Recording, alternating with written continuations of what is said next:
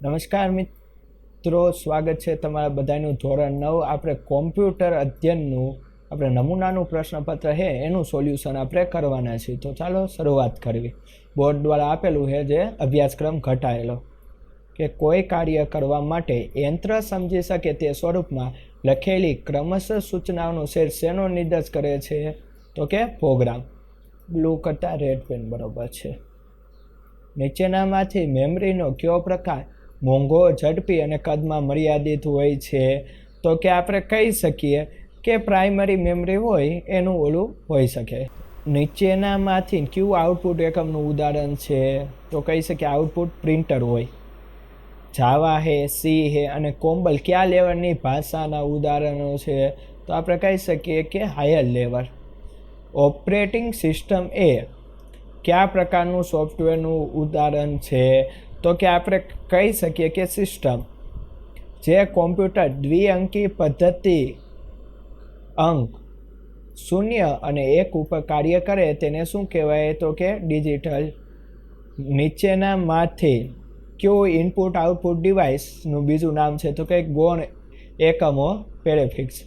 વસ્તુ માલ સાથે સંકળાયેલ તેની કિંમત અને અન્ય માહિતી માટે પ્રચલિત સાંકેતિકરણ પદ્ધતિ નીચેનામાંથી કઈ છે? તો કે universal product code, option A. હવે આવ્યું પાત્રા મોનિટર નીચેનામાંથી કઈ ટેકનોલોજીનો ઉપયોગ કરે? તો બી અને સી એટલે કે એલસીડીનો ઉપયોગ કરે અને એલઈડીનો પણ. બરાબર. કેટલા બીટનો એક બાઇટ બને? તો કે 8. નીચેનામાંથી કયું સેકન્ડરી સ્ટોરેજ ડિવાઇસ નથી? તો કહી શકે કેશ મેમરી. નીચેનામાંથી કયો ઘટક ઓપરેટિંગ સિસ્ટમ અને હાર્ડવેર વચ્ચે મધ્યસ્થી તરીકે કાર્ય કરે છે? તો કે કર્નલ. કે નીચેનામાંથી કયો વિકલ્પ ફાઇલ સિસ્ટમનો ઓબ્જેક્ટ ન હોઈ શકે? તો કે ઉપયોગકર્તાનો ડેટા. એન્ડ્રોઇડ કોના દ્વારા બનાવવામાં આવ્યું છે? તો કે ઓપનએડસેટ. યુનિક્સના વિકાસ દરમિયાન કઈ કોમ્પ્યુટર રમત બનાવવામાં આવી? તો કે પેસ્ટ ટ્રાવેલ. નીચેનામાંથી કઈ ઓપરેટિંગ સિસ્ટમ પીસી માટેનું મુખ્ય ઓપરેટિંગ સિસ્ટમ નથી? તો કે અપચા લિનક્સ.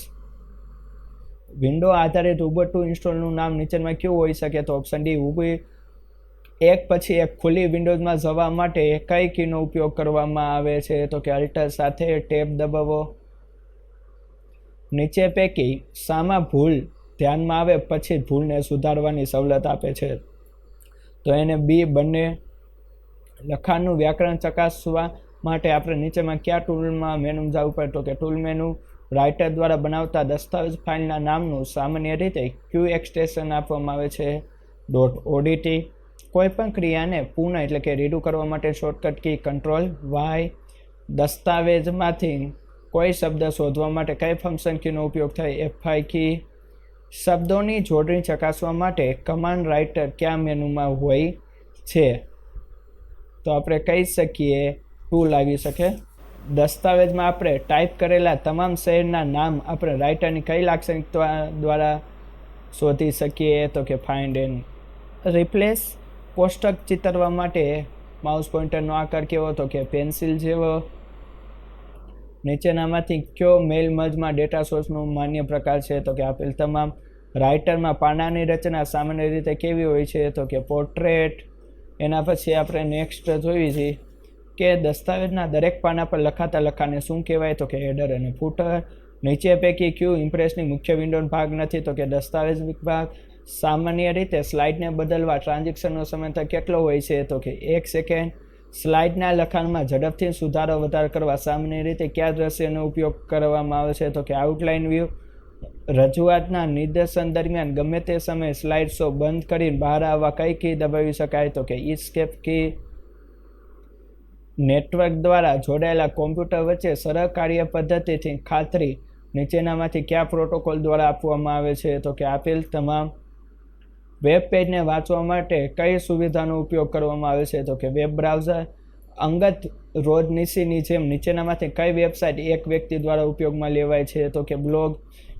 કોમ્પ્યુટર નેટવર્કમાં સાચો માર્ગ પસંદ કરીને દસ્તાવેજને આગળ મોકલવાનું કાર્ય નીચેનામાંથી કયા ઘટક દ્વારા કરવામાં આવે છે? તો કે રાઉટર. ઈમેલ દ્વારા કયા પ્રકારની માહિતી મોકલી શકાય? તો કે આપેલ તમામ. સોફ્ટવેર સાથે આવતા અને સિસ્ટમને નુકસાન કરતા પરોપજીવી પ્રોગ્રામને કયા નામથી ઓળખવામાં આવે છે? તો કે વાયરસ. ગુઢ લખાણને મૂળ શબ્દમાં ફેરવવાની ક્રિયાના નામથી શું કહે તો કે ડિસ્ક્રિપ્શન. તો મિત્રો વિડીયો પસંદ આવ્યો તો લાઇક કરો, ચેનલ તો સબસ્ક્રાઈબ કરો. ફરી મળશું નવો વિડીયો. ત્યાં સુધી મને વંદે માતરમ. જય ભારત.